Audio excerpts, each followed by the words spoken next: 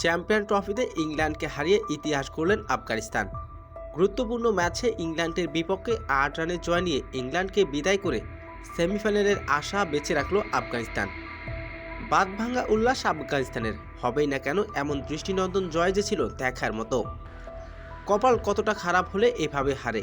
আগের ম্যাচে ৩৫১ রান করে হার, আজকের ম্যাচেও জিততে জিততে হারল ইংল্যান্ডকে ৮ রানে হারিয়ে সেমিফাইনালের স্বপ্ন টিকিয়ে রাখলো আফগানিস্তান।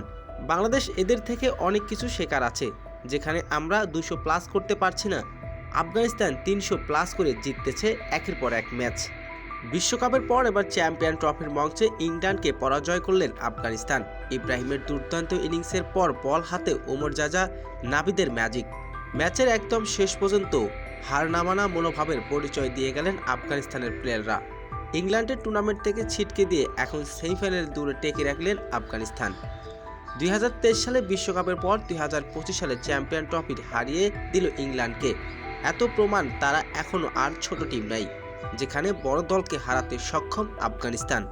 ইব্রাহিম জারদানের অসাধারণ এক ইনিংস, ১৪৬ বলে ১৫৭ রানের ইনিংস খেলেছেন এই ক্রিকেটার।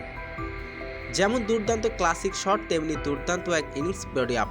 ১৪০ kmhp বলারদের সামনে ব্যাটিং করেছেন দুর্দান্ত।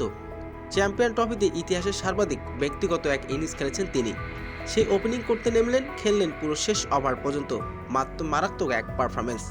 ৩৭ উইকেট থেকে শেষমেশ ৩২৫ আলাদা কামব্যাক। ২০২৫ সালে পুনরাবৃত্তি হবে নাকি আরও একবার কামব্যাক আফগানিস্তান? চ্যাম্পিয়ন ট্রফি থেকে বাদ পড়ে কান্নায় ভেঙে পড়লেন ইংল্যান্ডের খেলোয়াড়রা।